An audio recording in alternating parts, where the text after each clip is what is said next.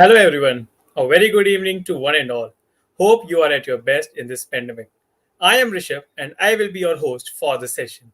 This year, we are raising the bar for our hackathon, which looks back on our successful triumphs. Hence, we feel proud and honored to be the flag bearers of hackCBS 4.0 this year by organizing it in a completely digitized form. To make the most of this time and to help channelize the talent and energy of our beloved developer community, this year we are hosting a series of qualitative workshops and lecture sessions at HackCBS 4.0. For more details on the sessions, be sure to visit our website hackcbs.tech. We hope to make these sessions as mindful and informative for all of you as possible so that you can prepare to create your own hack by collaborating and contributing. So let's get started with the session for today. Today's session will cover in detail the knowledge of 3D printing and how it's literally shaping our future. So, with this, I would like to introduce our speaker. Aryan is a class of 2021 graduate with VIT Vellore. He is currently working as a product designer and developer with Trikon Technologies, a startup aimed at leveraging additive manufacturing sciences to elevate the status quo in prototyping and product development. He is also working as an analyst with BlackRock, which is the world's largest asset manager based out of New York. He also has under his belt he also has under his belt multiple hackathon wins and mentorship laurels at Stanford Tree Hacks, UCLA's LA Hacks, and Autodesk Cosmos 360 Designathon, to name a few. These experiences enable him to look at products and ideas more holistically and differently. Join us as he shares his insights on the next block, Big Thing, in the space of manufacturing tech 3D printing. Welcome, Aryan. We really appreciate and anticipate your discussion. The virtual stage is all yours. Thank you, Rishabh. Thank you, Rishabh, for the great introduction, and thank you to the whole team of CBS App for inviting me and our firm and our startup for giving this keynote session. I hope my presentation is visible as well. Yeah, I can see. I guess that's about to come up. Yes. So, yeah. So let's just start with the session, I guess. 3D printing. Why don't I start you with a future scenario, and make you think about what it actually means to us and our future. So consider a time 30 years from now. I'm feeling a little bit uneasy, and I need to consult the doctor. And I go to the doctor and find out that I have a disease called pulmonary arthrosis, and this requires a permanent lung transplant. Now, in this scenario, I won't have to look up for donors who meet my physical requirements, my bodily requirements, and also are compatible with my blood groups and stuff. Rather, what will be happening is that I'll be going to a lab where they'll be taking few samples of my blood, few samples of my cells, and maybe some stem cells, and we'll be sending it to a 3D printing or a bioprinting laboratory. Now, what would happen there is they are going to program those cells to be my lung cells. And in a matter of months, a whole lung out of those cells will be 3D printed and will be implanted in my body. Now, this might seem too good to be true, right? How did we begin with the whole process? So let's start from the very start. Uh, Good afternoon, everyone. I come from Trikon Technologies, and I'm a product designer and developer there. We work with different companies and different organizations to hasten their process of 3D printing, prototyping, and product development, and provide an end-to-end approach right from the phase of designing to the phase of prototyping and then full-scale manufacturing to our clients. Now, what is the history of 3D printing? 3D printing was first conceptualized in 1945.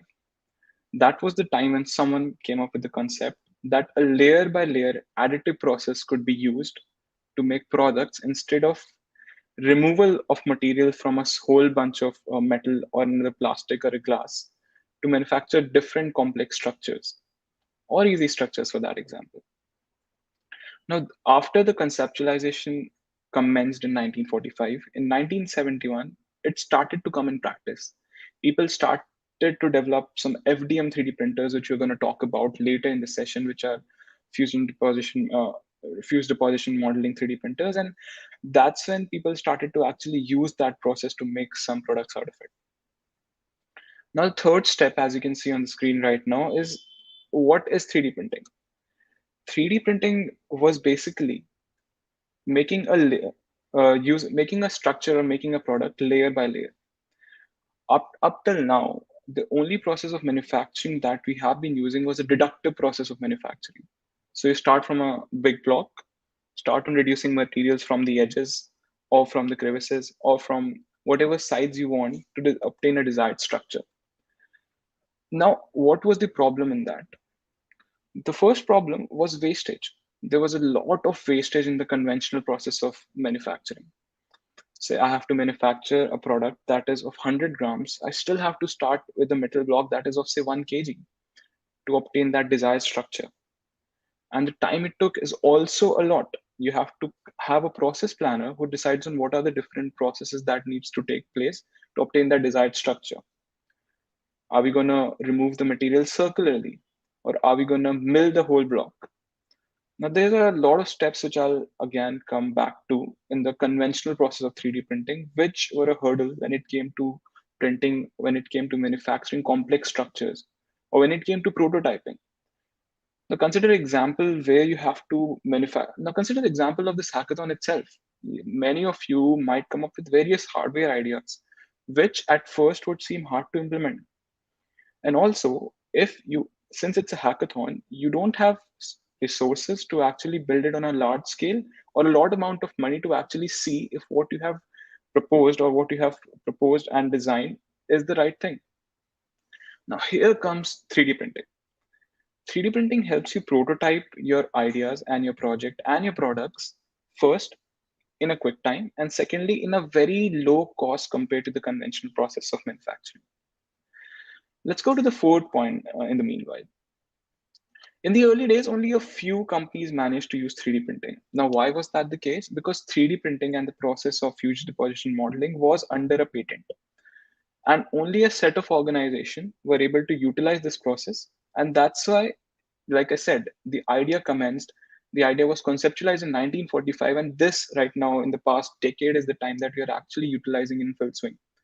And the reason for the delay was the same, that because of that patent regulations and patent constraints, the regular consumer was not able to utilize the process, and there were not many consumerable products like we have at the present moment. But as soon as the patent ended, the time period for the patent ended, and it was an open source, it was a technology for open access and for development for different companies, 3D printing began to gain pace. And that's when various companies like Ender, Prusa, and other companies that you see right now present very widely in the market came into being. Let's go to the next slide. Like I said, let's first understand what 3D printing is. 3D printing, like I said, is an additive process of manufacturing. Here, you use a material or a filament that is layer by layer added to make up the whole entire product. Now, consider this case, for example. This case will be manufactured in multiple layers. So first a circular layer, and second another circular layer, and third another circular layer, different diameters to at the end obtain the final figure. This is a very simple structure. If you had to manufacture the same product using conventional technologies, it wasn't a big deal. It wasn't. But consider some very complex structure, for example. Uh, Let me pick up something.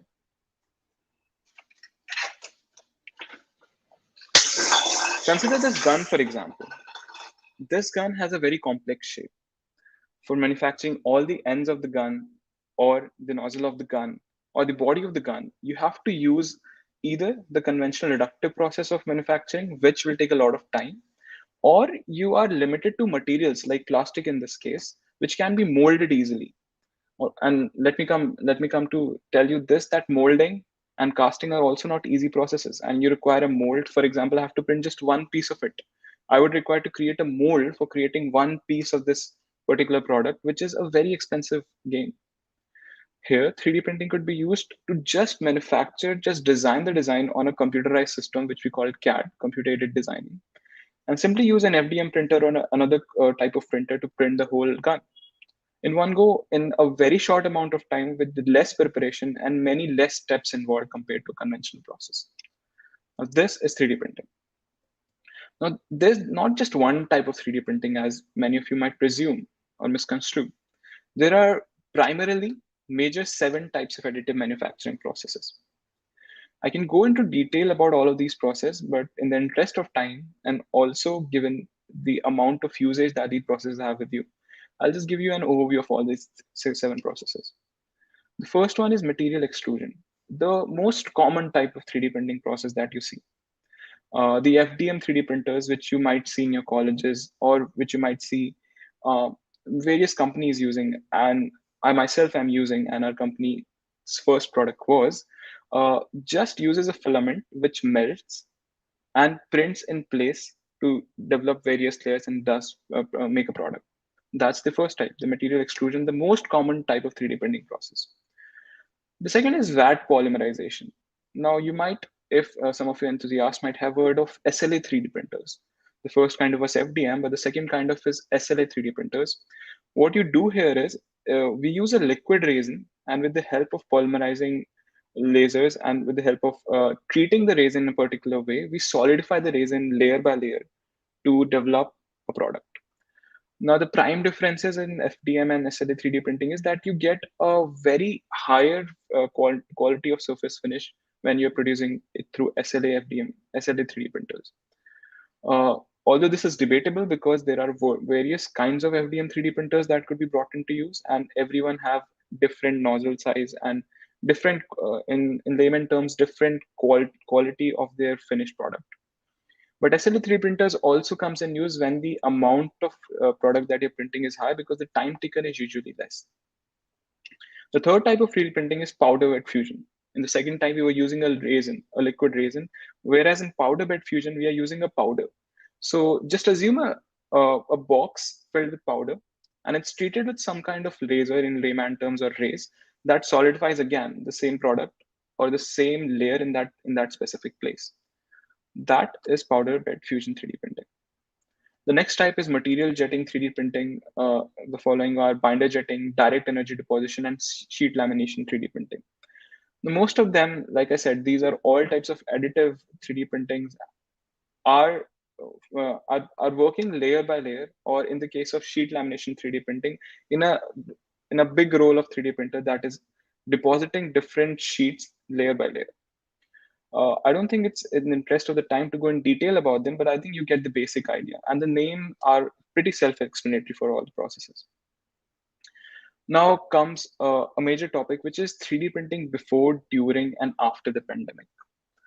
Uh, I'll just give you an example. So our company, when it commenced, the one of the first things that we were working was with Venturi splitters. So when COVID began, when the pandemic began, there was a sudden outburst in the number of 3D printing use cases that people could see around them.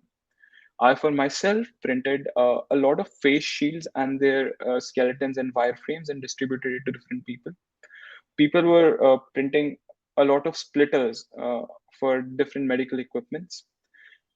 Pandemic was when people realized the scale and the use of 3D printing on a larger level. And it also came into notice of the general public. A lot of you yourself might have known about 3D printing and the different use cases of 3D printing after the pandemic. There were masks being printed because of 3D printers. Like I said, splitters being printed with the use of 3D printers. People were printing handheld devices and robots and also medicinal delivery systems. Now, these are all on the smaller level.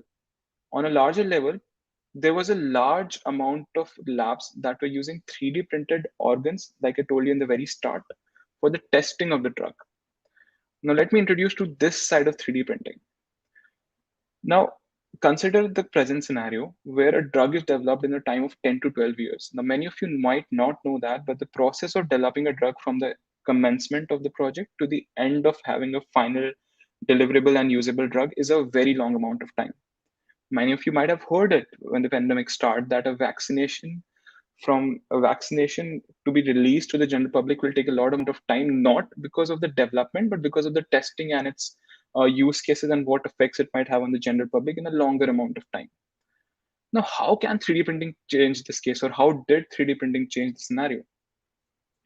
Like I said, now you can have lab manufactured organs and a system of tissues and organs which can be used to test the particular drug on different configuration of organs and different configuration of physical beings. Now, this is not the scenario now. At present, you need to have a living creature, a living human to test your drug on. That requires volunteering efforts from a lot of people who wants to actually volunteer themselves for the testing of the drug. And more often than not, it results in negative symptoms. And why is that the case? Because drug compatibility at present is a big issue. The drug has to be compatible with your body type and with the human scenario, with the human tissues and the human organs. A lot of testing was done on animals, say rats, for example. But again, like I said, compatibility differs when it comes to animal testing to actual human testing. 3D printing changes that once and for all. When you have printers that can print human tissues and organs, drug could be tested on them multiple times and also in a shorter period of time, minusing the amount of time you used to look for donors and for volunteers. And that's what happened in this current scenario. If you go to Pfizer and other labs, detailed manufacturing and testing system that they devised for the testing of COVID-19 drugs, a considerable amount of them tested it on, like I said, 3D printed or bionically developed organs. And that's how 3D printing played a very big role during the pandemic and after the pandemic. It gave a big boost to the industry, both on the higher side of things, like I said, drug testing, manufacturing big samples, and also on the ground level side of things, be it manufacturing small masks, face shields, and stuff like that.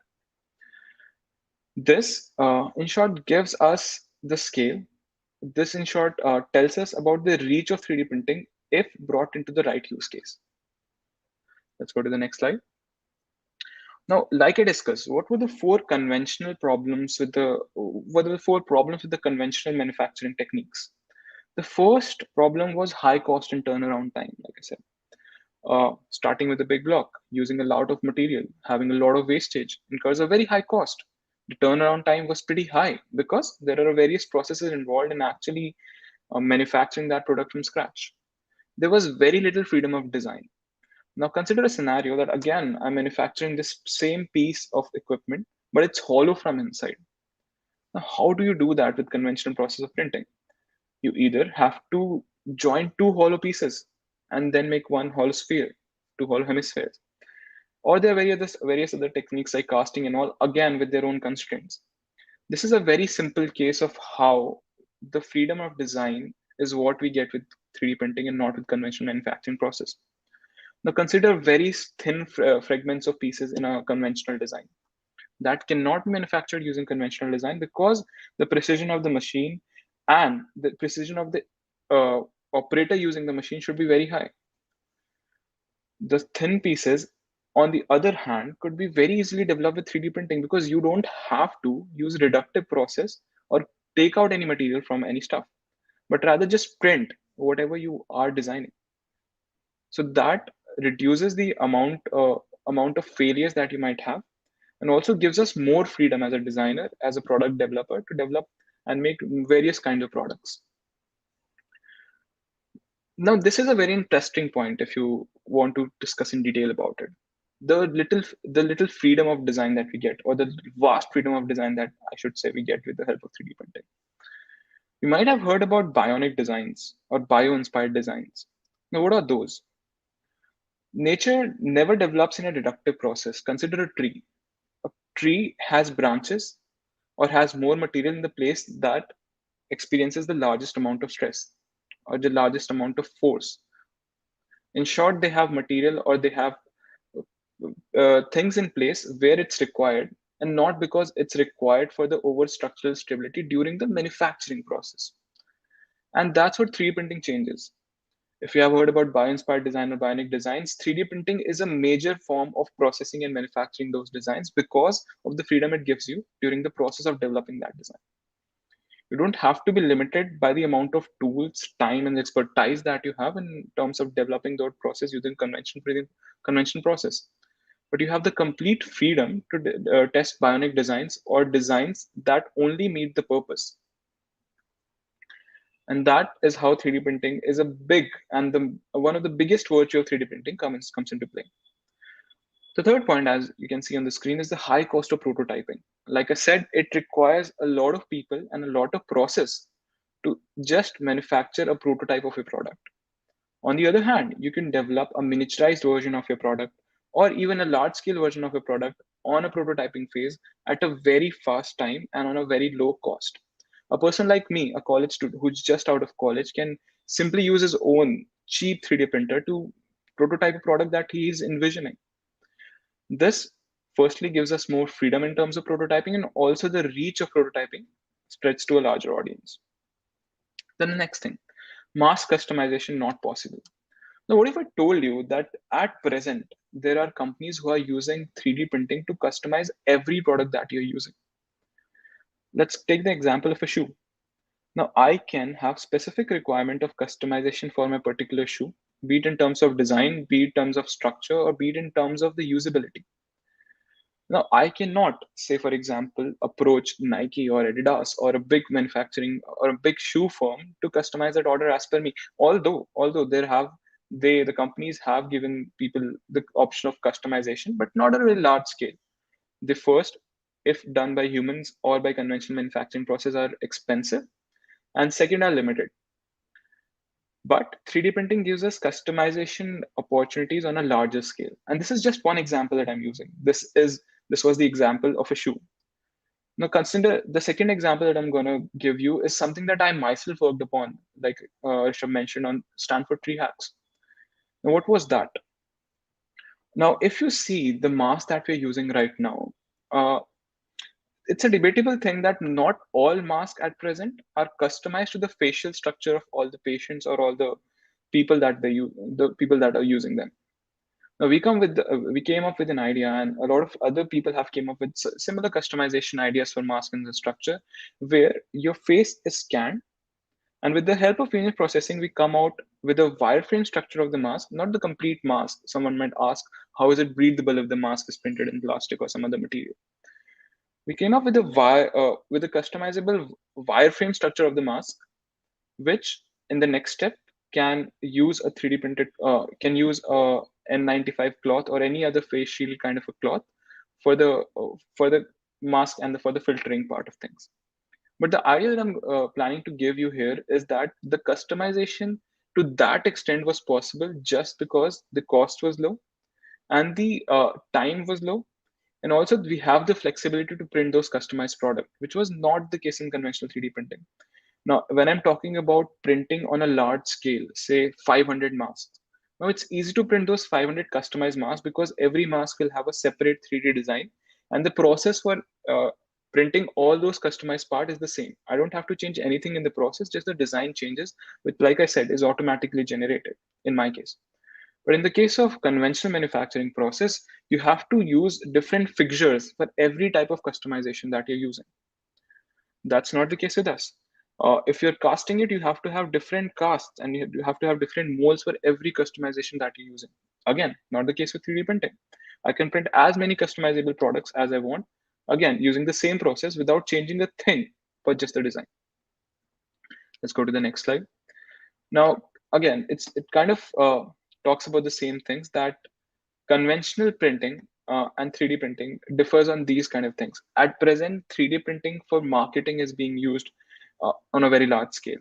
Again, like I said, you can develop various prototypes, even if they are not a finished product, even if the manufacturing processes for them are not laid down, and can market your product using those 3D printed, additively manufactured products. Space industry, where do I start with it? Space industry might one day be the biggest consumer of the 3D printing technologies. Now, why, you might ask? Again, let's consider a scenario that you want to build a home or a dome on the moon. Printing or building a home or a structure on Earth itself is not an easy task. You have to bring up various materials, you have to have skilled labor for doing it, you have to have a space, and a lot of other constraints that constrain you on different. Now, when we talk about printing or when we talk about building a structure on the moon, for example, it's a whole different deal. Now, where do you take all that structure from? How do you take all that structure from Earth? How do you take all that material from Earth? What is the right type of process that you're going to use to build that? Now, what if I tell you that we can manufacture a structure, we can print a structure on the moon with the use of moon gravel itself? And that's not something I'm talking in layman terms, or that's not something I'm talking just something to imagine about. It has been done. Researchers have used a sample of gravel, which Neil Armstrong brought, to produce another piece or another a big sample or a big lot of similarly chemically produced gravel, artificially produced gravel, and 3D printed and using 3D printing, manufactured a whole dome and a home house using the same gravel that already exists on the moon. Now, imagine the amount of imagine the amount of processes that it has reduced for us. Imagine the amount of work that it has reduced in terms of taking all those materials to the moon or for any celestial bodies, for example. Let's take another example. The Apollo 13 mission, the problem that they had was about air filter. They had to replace an air filter, but they didn't have the right tools and also a replaceable filter for them. The complete mission of billions of dollars failed because of that one small thing. Now, what if I tell you they can simply, and astronauts already have 3D printers in the International Space Station with them. I'm just talking about the scale of things, on how much scale they can be increased, and the scale of things that will reach in the coming 20 to 30 years. Imagine the Apollo 13 mission itself. The astronaut could have simply printed the tools and also the equipment that needed to be put in that specific place. And again, this is not something I'm speaking out of my mouth, but that same filter was 3D printed again with the research lab and used for the same use case scenario. Now, this is a very small thing when I say it in one sentence, but consider the outcomes and the repercussions that we have because of this, the consequences. The amount of time, effort, and engineering it reduces for us. Someone could give a design simply from Earth. This astronaut don't even have to have the expertise to design that part, but rather just have the 3D printed or the STL file for that, the 3D file for that.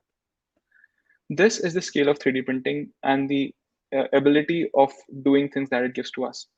3D printing in health sector is another big thing. Like I just told you, bioprinting is one of the biggest thing that you should look forward in the coming 20 to 30 years. Most of my biotech friends are excited about this particular thing the most. Uh, if not the most, one of the most exciting thing for them. 3D printing jewelry again is a big market in itself. Presently, like I talked about, personal customization opportunities that you have during 3D printing because of 3D printing and additive manufacturing are beyond any other process. And what do we see in jewelry, or what do you see in stuff that people want customized for themselves, stuff for ostentatious display? And that's what 3D printing gives you. Not just bioprinting. If you see, it's kind of a bone structure that you see in the present slide. You can have 3D printed bones that could replace your existing bones in case of failures or breakage. These are one of the most biggest sectors that we are talking about when it comes to the next 20, 30 years, which you should look forward to when it comes to 3D printing. Now, where do we come into play? We at Trikon Technologies have multiple domains that we look towards. Say, as you can see on the screen, we work with companies, or we are able to serve companies in the field of architecture, education, automotive, healthcare, and again, as I said, rapid prototyping. Now, all the advantages that I gave you, all the advantages that I just summed up for you, uh, all the advantages that I just summed up for you is something that can be brought to use by by a facilitator, and we are the people who come into play when it comes to that. We help in the end-to-end process from the very start, like I said, from the designing phase of things to optimizing your design, and at the end, prototyping and product developing your designs. Now, all of these sectors have their own fair share of applications of 3D printing. Architecture, for example, if any one of you are from that field in the who's watching this, architecture, for example, again is a big use case. Presently, the designers and the architects give us the models of our houses that we want to. A house is a very big thing in a person's life. Having your own house, building your own house is a very big part of a person's life, especially in the Indian culture. Now, having the ability to visualize it at the very step of starting with the process is something that 3D printing gives you. And that's just a very basic scenario of this. They can be tested for structural integrity. They can be used and tested under various different conditions, under wind tunnels and other different tests that could be carried out on 3D printed prototyping architecture structures. That's a very big use case. And that's where we come into play.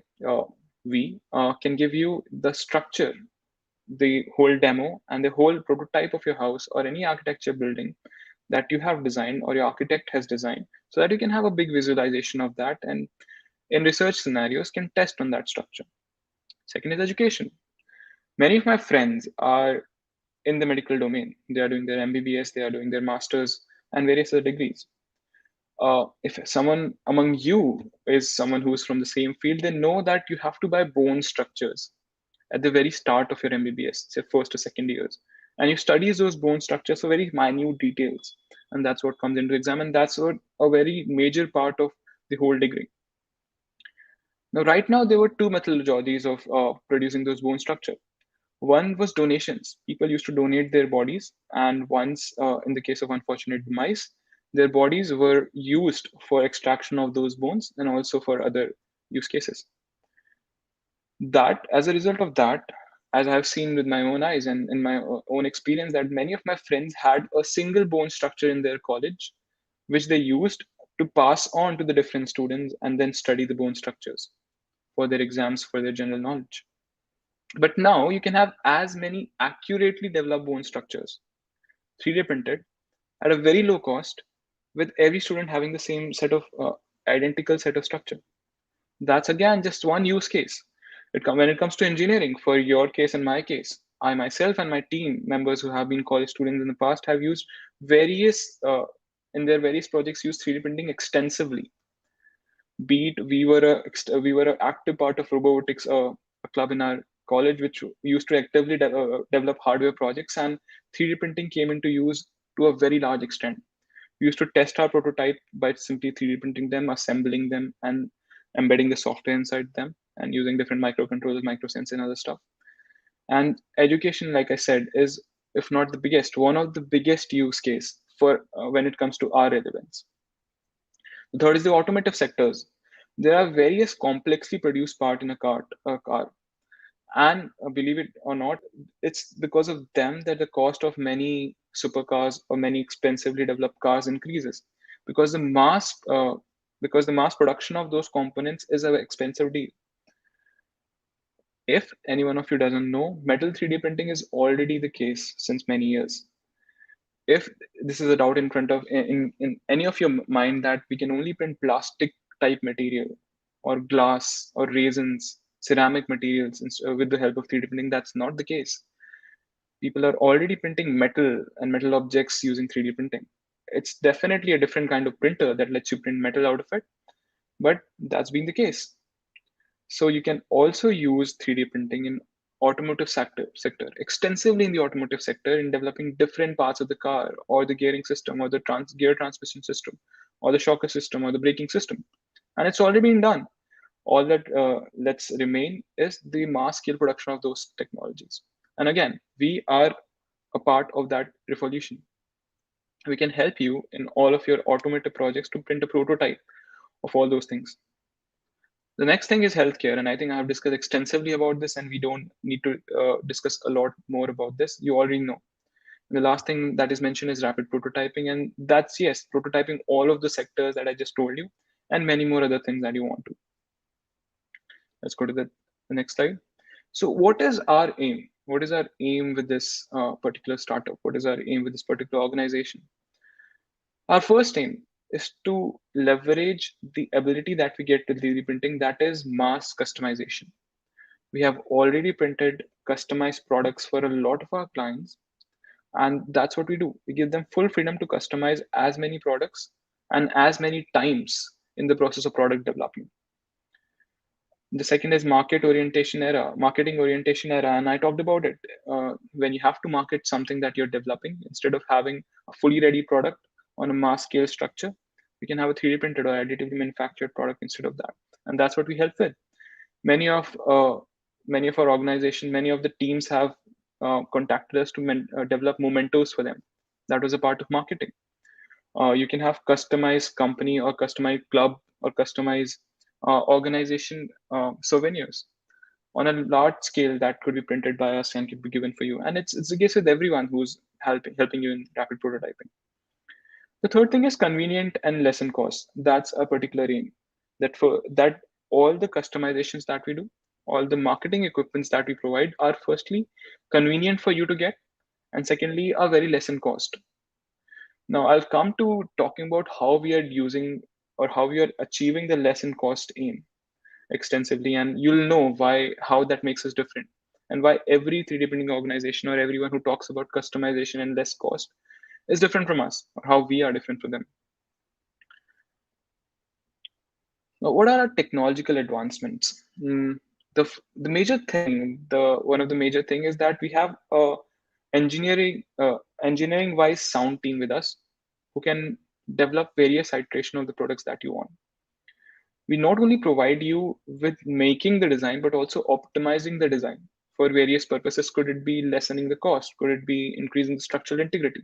Or could it be customization again?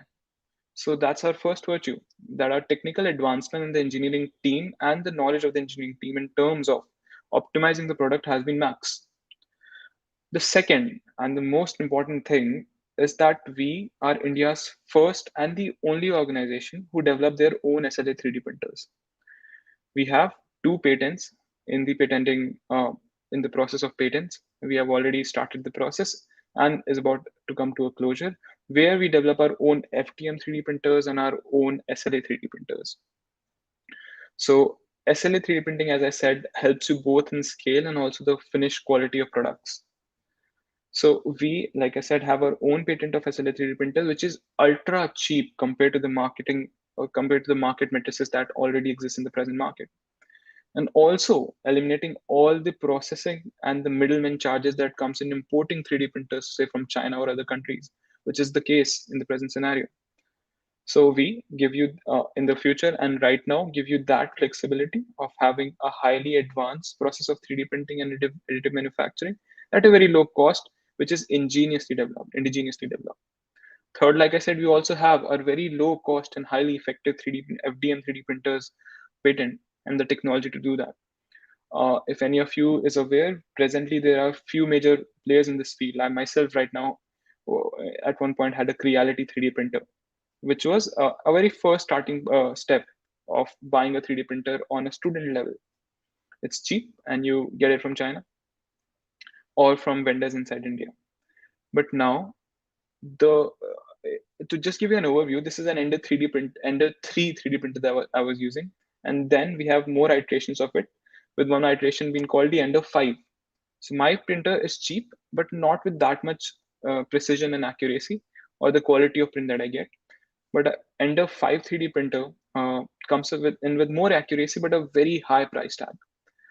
Now, what if I tell you that we have already developed that FTM 3D printer off the competition of Ender 5 by the cost of Ender 3?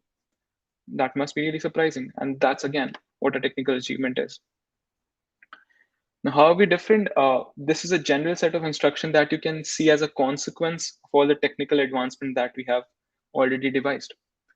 The first thing is that we have a very connected and a very dense personal network of clients and of students and of all the domains that I mentioned in the previous slide. What that gave us the ability to do was understand the client and their needs on a very high level, or the students and their need on a better level. We have new customers who are coming in every day and giving us orders, increasing the portfolio of products that we have already worked with. Lesser delivery time because of the high density of printers that we have and the highly proficient and organized and supply chain wise optimized team that we have, and a very personalized service when it comes to your project or your product.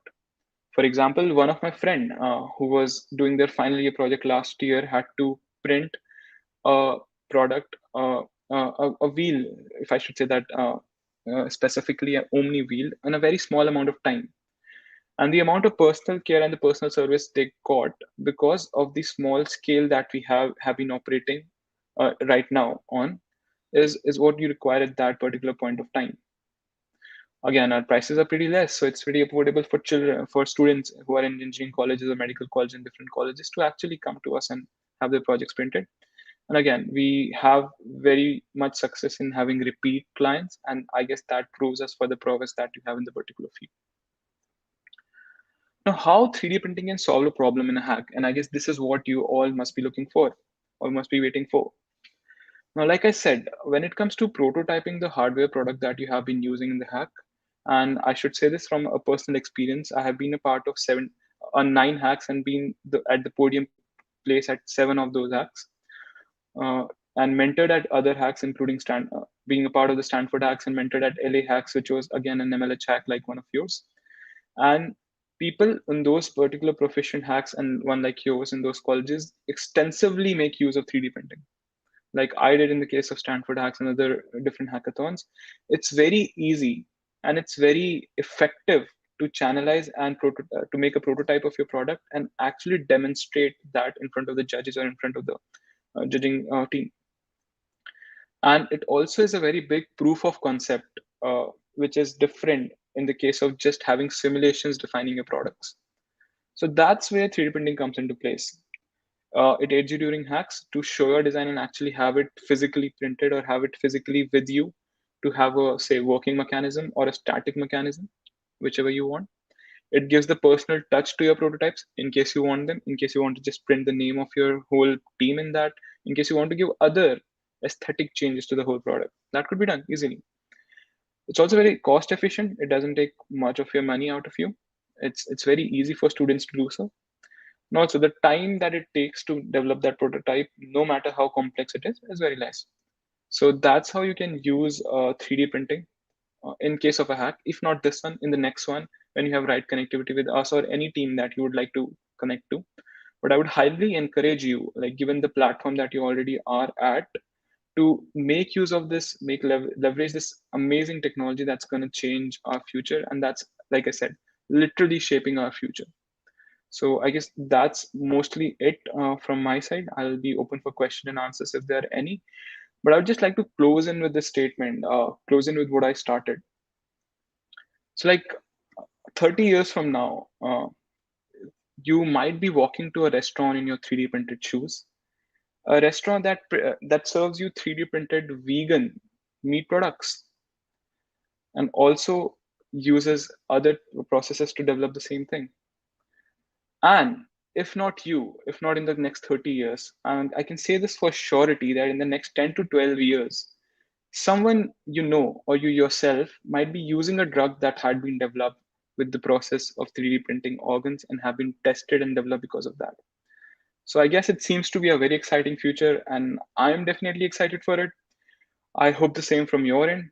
If you have any questions that are directed towards me, towards what Trikon does, or towards any personal question regarding the hackathon, hardware product development, you are free to ask those questions. Thank you, Rishabh. Well, that was indeed a very insightful session, sir. Thank you so much for enlightening us with your knowledge. It was really good to seek all this information from you. And I'm sure that our audience also agrees with me. So now we shall proceed towards the questions from our listeners. Everybody, please go ahead with the questions in the chat box and we shall be entertaining them one by one. So, the first question is from Divyanshi. How did you start your journey in this domain? Sure. Yeah, that's a good question. So, like I said, I'm a mechanical engineering undergrad from VIT, and I graduated this year itself, a few months back. So, in the second year of my college journey, that's when I joined this club in my college called Robotics, which basically is the official robotics club of our college.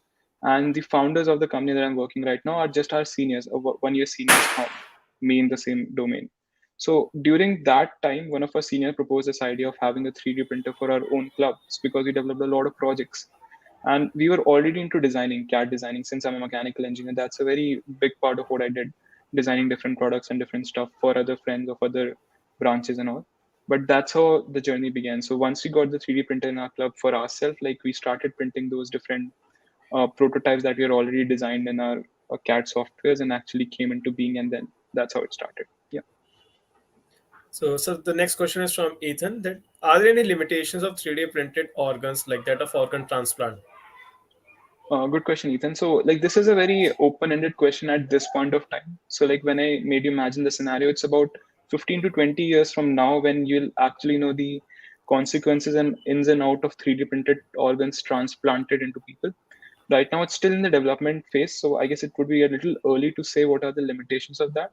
But all I can say you is that while developing those tissue structures from, say, your cells, the programming part that takes place. So, I mentioned that when you take up your cells, you have to be programmed for that specific organ is something that researchers are struggling at this point with. So, say for example, the cells have to be developed into a lung tissue cell or a heart tissue cell. So, how to effectively program those cells into that particular organ type of cells is something that researchers are working on extensively right now. And if that limitation or if that constraint is taken over, I think we'll be good to go. But again, we can see it in this 15 to 20 years from now. So next question is from Chris that is there a limitation to what shapes we can print through 3D printing? There is very less limitation to that. So like I said, uh, anything that you can design and is not extremely complex. Wait, I think I'm approaching it wrongly. Anything that you can design, to be very frank, can be 3D printed. Because like I said, one was the process of FDM, in which you might require support material for hanging parts. But on the other processes like SLA 3D printing and other processes, you don't have any constraint whatsoever with respect to what could be printed. Because again, it's a layer by layer process that you're doing. The limitation to shapes is that very large shapes is something that printers are still being developed for, because you have to have extensively high scale 3D printers for developing shapes of a massively large scale. Say, people are now developing rocket engines with the help of 3D printers or developing nozzles of the space shuttles that you see. But for those kind of large scale projects, you need to have printers that are more advanced than what we have in the present scenario. So, yeah, the scale could be a limitation, be it very small scale or a very large scale, like a nanometer kind of stuff. So that is the limitation. But in terms of shape, not many. No.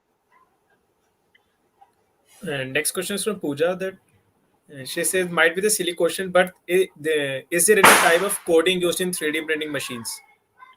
That's a very good question. So you don't have to do it like purposefully. So what's the process of having a 3D print or 3D printing something? So basically, you develop a design, and one might ask, how do you feed that design into the 3D printers? So the design is not fed into the 3D printers. You fed G codes inside of 3D printers. Those are just the coordinates at which the printer should be at a particular point of time and how it should move to make that specific design of the product. So that's the code part. But again, you don't do it. Like, you don't externally do it. There are slicing softwares, the softwares in which you feed your design and it gives you out the code. So Cura, for example, is a software in which you feed your 3D model design and it gives you out the G code. That's what you call the G code. And that is what is fed into the 3D printer. It's a text file of what coordinates the printer has to be at a point of time. But yeah, you don't have to yourself do any part of coding, but yeah, it's a process or it's a part of 3D printing if you say as a whole.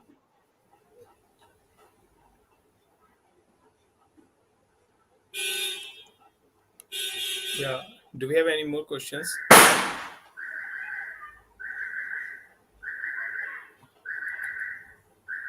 Yeah, I think there is one question that can we print human clothes through 3D printing? It's already being done. So people are doing it. So again, one of the myths that you might have that we can only print structurally solid objects from 3D printing. That's not the case. People are printing fibers out of 3D printing, and that's how you make clothes. People are making complete clothes, t-shirts, and other stuff using 3D printing itself. There are materials called ABS and TPU, which are flexible materials and not solid materials. So you can use those flexible materials to print something that is like wearable or something that you can play with and stuff. So yeah, you can develop clothes using 3D printing, and it's already being done on a small scale, but yeah, it's being done. And next question is from Aman Pratap that is there any difference between 3D printing and additive manufacturing? It's just the second name for the same thing. So additive manufacturing is additive manufacturing is. I should say a superset of 3D printing. So additive manufacturing is, like I said, you can divide it into two parts: deductive manufacturing, which is the conventional process of manufacturing where you start from something big, cut it out, take the material out, and then like are left with the product. Additive manufacturing is that whatever you're making, you're adding materials to like make the whole product out of it.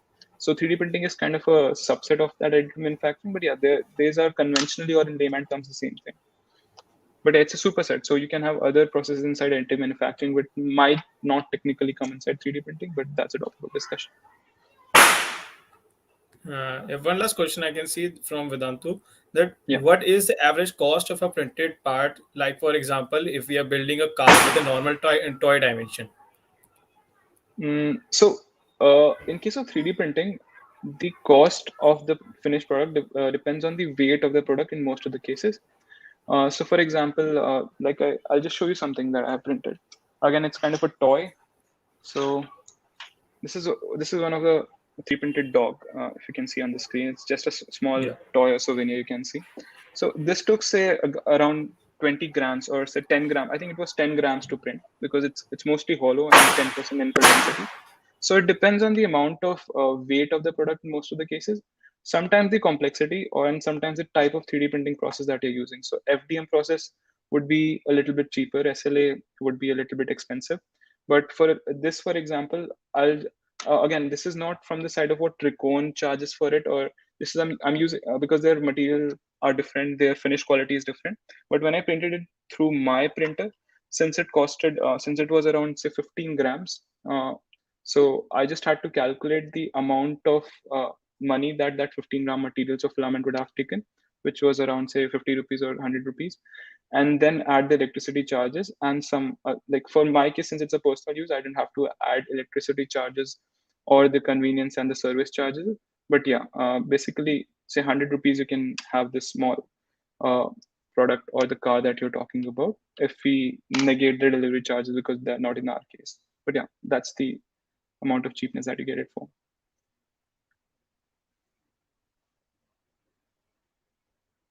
Rishabh, I think you're on mute. We cannot hear you. Yeah, I think so. That's the end of the question that we have in the chat box. Actually, I was having one question from my side. That is, Sure. sometimes there are products that we intentionally make in parts and we join them.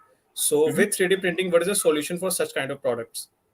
Yeah, so you can anytime assemble differently printed products. So, for example, the projects that we worked with mostly were not a unibody in most of the cases, but a combination of different parts. So, how do you conventionally join two parts? It could be using screws or some L clamps and some other features that or other techniques that you can be using. The same is the case with 3D printing. You can have screw holes inside of a 3D printed or 3D like yeah a developed model, and then all you have to do is use screws to develop or join those two paths. Yeah, that's all you do. Or you can join them using some adhesive and stuff. It depends on your use case. Yeah, there's one other question, that what are the other alternatives than 3D printing to create such products? So, like I said, the conventional processes are still there. If you talk about milling, grinding, and other conventional processes that are being used, or casting, molding, these are the different processes to make products which are being used in the industry right now. So if you go to, I myself worked with a like on a full-time basis with the heavy manufacturing industry, which made aerospace powered components in Atlanta, USA. And what they do was they did milling for most of the components, and that's what you do. So drilling and milling these and the conventional process of manufacturing still hold, along with casting and other manufacturing techniques that still existed. But again, those are not of reach for us students, but on an industrial level, they are. Okay, I think that's all from our side. So thank a lot, Aryan, once again. It was a wonderful session and it was very amazing hosting you today. And also My thanks to pleasure, our Rishabh. patient audience too. My pleasure, Rishabh. Yeah. Thank you for the questions and for allowing us to speak. We hope you were enlightened and will make full use of all the knowledge imparted today at the time of the hackathon. So, this was just the start of the amazing line of sessions that we are having for you guys.